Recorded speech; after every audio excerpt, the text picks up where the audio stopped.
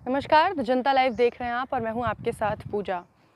और आज हम जिस खबर से आपको रूबरू कराने जा रहे हैं, उस खबर से पहले हम भारत के संदर्भ में ज़रा कुछ बातें जान लेते हैं। भारत में अलग-अलग जातियों, संप्रदायों और धर्मों को मानने वाले लोग एक साथ रहते हैं और यहाँ सभी की आस्था का अपना सम्मान है। सभी के जो धर्म हैं, उनका मानना है, उसे एक नज़रिए से देखने की बात कही जाती है, उसका सम्मान किया जाता है। साथ ही सबकी अपनी-अपनी अभिव्यक्ति की आज़ादी है और उसका भी यहाँ सबको एक बराबर अधिकार है। लेकिन क्या वास्तव में ऐसा है? क्या वास्तव में हर व्यक्ति की अभिव्यक्ति बराबर है?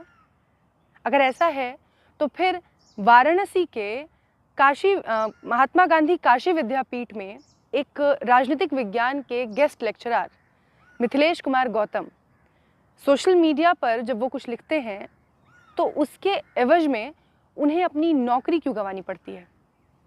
अब उन्होंने क्या लिखा ये आपको बता देते हैं। दरअसल वाराणसी के जो महात्मा गांधी विद्यापीठ है, वहाँ पर गेस्ट लेक्चरर के तौर पर मिथिलेश कुमार गौतम राजनीतिक विज्ञान पढ़ा रहे थे। इस बीच में जैसा कि अक्सर लोग करते हैं, सोशल मीडिया पर जहाँ ये है कि आपकी निजी राय आप रख सकते हैं किसी भी प्लेटफॉर्म पर, चाहे ट्विटर हो, फेसबुक हो, अलग अलग जितने भी प्लेटफॉर्म्स हैं, वहाँ आप अपनी निजी राय रख सकते हैं क्योंकि वो आपका निजी अकाउंट है, उससे आपके काम का कोई लेना देना नहीं है। ऐसे में उन्होंने अपनी एक अभिव्यक्ति को वहाँ पोस्ट किया। उन्होंने लिखा कि नवरात्रि के 9 दिनों में व्रत रखने से बेहतर है कि महिलाएं भारतीय संविधान और हिंदू कोड बिल को पढ़ें। इससे उनकी आज़ादी उन्हें मिलेगी और उनके मन का डर जो है वो भी दूर होगा। अब इस पोस्ट में सीधी सी बात है कि एक व्यक्ति ने अपनी अभिव्यक्ति की आज़ादी का इस्तेमाल करते हुए अपनी निजी राय को सोशल मीडिया पर पोस्ट कर दिया। उसके बाद उन पर जो प्रतिक्रिया की गई, उनके खिलाफ जो एक्शन लिया गया, वो साधारण नहीं है। दरअसल हुआ ये कि इस पोस्ट के बाद जो उस यूनिवर्सिटी के अखिल भारतीय विद्यार्थी संघ के स्टूडेंट्स थे, उन्होंने उनके खिलाफ कंप्लेन की और सिर्फ कंप्लेन नहीं हुई, उस कंप्लेन के बाद इसका जो एक्शन था उसकी त्वरिता देखिए कि तुरंत ही चंद घंटों के अंदर, 3 से 4 घंटों के अंदर एक्शन लेते हुए जो कॉलेज की रजिस्ट्रार हैं सुनीता पांडे, उन्होंने एक्शन के तौर पर जो गेस्ट लेक्चरर हैं मिथिलेश कुमार गौतम, उनको उनकी जॉब से निकाल दिया। और महज इतना ही नहीं, उसके साथ ये भी लिखा गया कि क्योंकि उनका ये पोस्ट जो है वो विवादित है और बच्चों में इसको लेकर काफ़ी गुस्सा है, वो यूनिवर्सिटी के अंदर कदम भी नहीं रख सकते। ये एक्शन इतनी जल्दबाजी में लिया गया, इतनी जल्दी में लिया गया कि इसे देखते हुए लगता है कि शायद इसके पीछे की मंशा कुछ और रही होगी। अब वापस आते हैं मिथिलेश कुमार गौतम के इस एक संदेश पर जो उन्होंने फेसबुक पर पोस्ट की थी।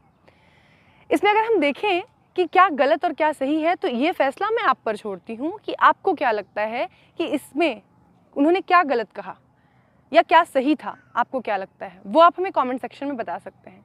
लेकिन अगर एक नॉर्मल माइंडसेट के हिसाब से अगर हम इसे देखें, तो क्या भारतीय संविधान को पढ़ना या हिंदू कोड बिल को पढ़ने की सलाह देना कहीं से भी गलत हो सकता है? भारतीय महिलाओं को आज जितने भी अधिकार मिले हुए हैं वो हिंदू कोड बिल की बदौलत मिले हैं। ऐसे में अगर वो भारतीय महिलाओं को हिंदू कोड बिल पढ़ने और भारतीय संविधान की जानकारी रखने का एक संदेश देते हैं, एक मैसेज देते हैं, तो इसमें क्या गलत है? अब यहाँ बात आती है कि वो किसी की धार्मिक भावनाओं को ठेस पहुँचा रहे थे। उन्होंने ऐसा भी नहीं लिखा कि हिंदू धर्म में नवरात्रि के 9 दिनों का व्रत पाखंड है, आडंबर है या कुछ इस तरीके की किसी शब्द का उन्होंने कोई प्रयोग नहीं किया। उन्होंने बस इतना सा कहा कि 9 दिनों में व्रत रखने से ज़्यादा बेहतर है, ज़्यादा भला होगा।